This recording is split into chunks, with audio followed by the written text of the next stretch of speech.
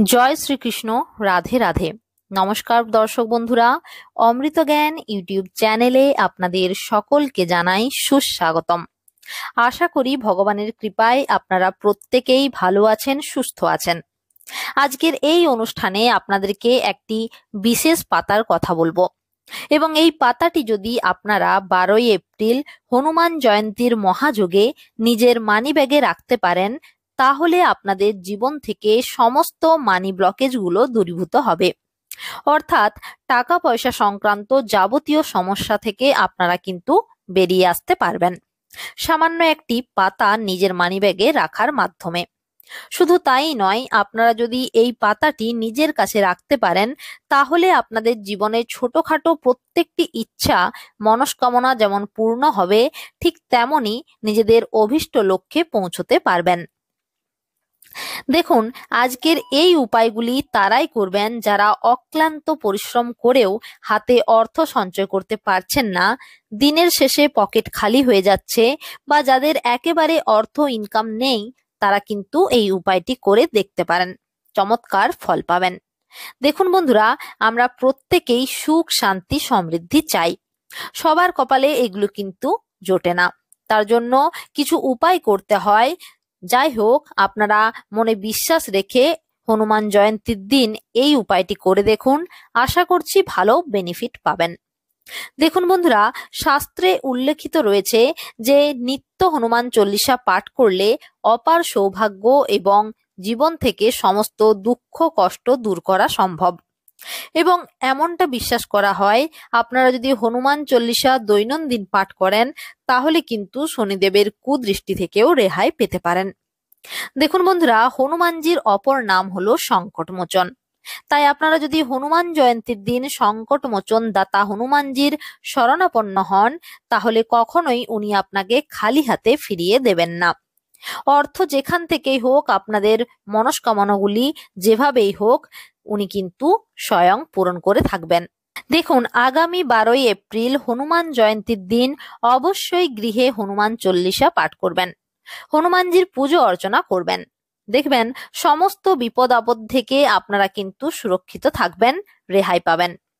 দেখুন, হনুমান চল্লিশা পাঠ করার মাধ্যমে আপনারা নিজেরাই অনুভব করবেন যে এই চল্লিশার মধ্যে এমন একটা শক্তি রয়েছে, পজিটিভিটি রয়েছে, যার উচ্চারণ মাত্রই আমাদের আশেপাশে যেসব অশুভ শক্তিগুলো রয়েছে সেগুলো কিন্তু খুব তাড়াতাড়ি ধ্বংস হয়ে যায়।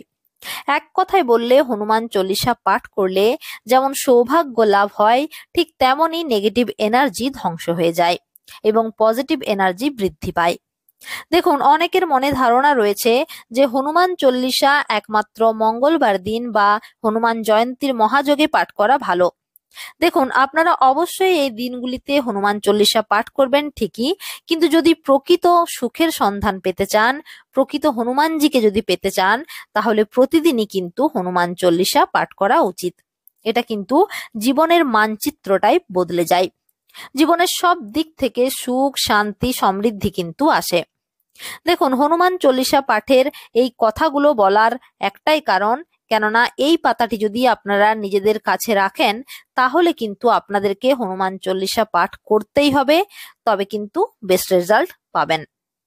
আপনারা যদি হনুমানজিকে মন থেকে মানেন, উনার যদি ভক্ত হয়ে থাকেন, তাহলে আমি বিনম্র অনুরোধ করব, কমেন্টে একবার হলেও জয় শ্রীরাম, জয় হনুমানজি অবশ্যই লিখে জানাবেন। এতে আমরা আরো অনুপ্রাণিত হব।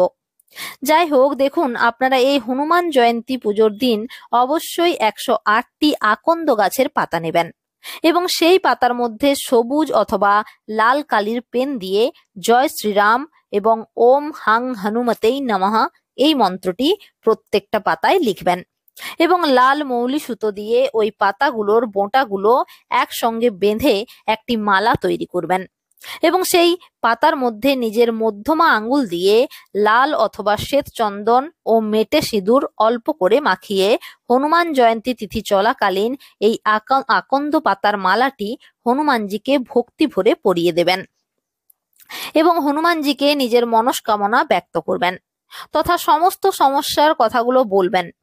আপনারা বিশ্বাস করুন, সামান্য এই একটি উপায়ের মাধ্যমে এতটাই সুফল পাবেন যা আপনাদের কল্পনারও বাইরে।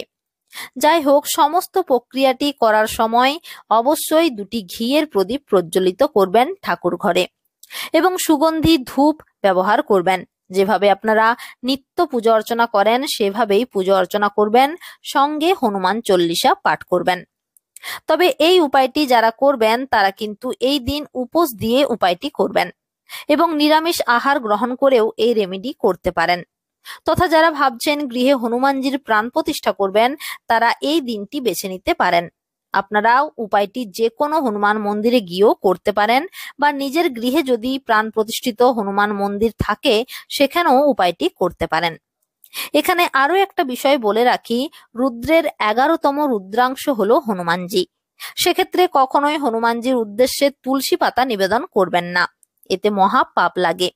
যদি একান্তই হনুমানজিকে তুলসীপত্র দিতে হয় সেক্ষেত্রে আপনারা সবসময় তুলসী পাতাটি কিন্তু হনুমানজির বুকে নিবেদন করতে পারেন। হোক, এভাবেই পুজো অর্চনা করার পর হনুমানজিকে মনের সমস্ত অভিলাষা মনোবাসনা এগুলো ব্যক্ত করবেন এবং হনুমান জয়ন্তী তিথি শেষ হয়ে যাওয়ার পর যে আকন্দ গাছের পাতা দিয়ে মালা তৈরি করে হনুমানজিকে পরিয়েছিলেন সেই মালার থেকে 3টে পাতা সংগ্রহ করবেন এবং একটি নিজের গোদরেজ বা লকারে রেখে দেবেন বা যেখানে টাকা পয়সা রাখেন সেখানেও রেখে দেবেন। ব্যবসার ক্যাশ বাক্সে রেখে দিতে পারেন বা একটি পাতা হলুদ কাপড়ে মুড়ে নিজের মানি ব্যাগেও রেখে দিতে পারেন। ব্যাস, আপনাদেরকে এটুকুই কাজ করতে হবে, তাহলেই দেখবেন আর্থিক উন্নতি হবে জীবনে এবং যেসব নেগেটিভিটির কারণে আপনার বহু কষ্টের অর্থ মানিব্যাগ থেকে বেরিয়ে যাচ্ছে বা অযথা খরচ হয়ে যায় সেই খরচা থেকে আপনারা কিন্তু রক্ষা পাবেন। অর্থাৎ আপনার মানিব্যাগ যেখানে টাকা পয়সা রাখেন তার চারপাশে একটা পজিটিভ এনার্জি থাকবে এবং আপনার মানিব্যাগকে বা আপনার গোদরেজ বা লকারকে প্রোটেক্ট অর্থাৎ সুরক্ষা প্রদান করবে এবং বাকি যে পাতাগুলি রয়েছে সেগুলো কোনো প্রবাহিত জলে ভাসিয়ে দেবেন। দেখুন, আপনারা এই উপায়গুলো যদি স্টেপ বাই স্টেপ করতে পারেন তাহলে অবশ্যই আপনাদের জীবন থেকে সমস্ত রকম সমস্যা যেমন দূর হবে তেমনই আপনারা কিন্তু অপার সৌভাগ্যের অধিকারী হবেন এবং পকেট কখনোই খালি থাকবে না। অর্থ যেখান থেকেই হোক আপনাদের জীবনে আসবেই। যাই হোক, আজকের ভিডিওটি এখানে শেষ করলাম। যদি ভিডিওটি আপনাদের ভালো লেগে থাকে তাহলে লাইক কমেন্ট শেয়ার করতে ভুলবেন না এবং চ্যানেলটি অবশ্যই সাবস্ক্রাইব করে পাশে থাকা বেল আইকনটি অন করে রাখবেন। ঈশ্বর আপনাদের প্রত্যেকের মঙ্গল করুক। নমস্কার, ধন্যবাদ।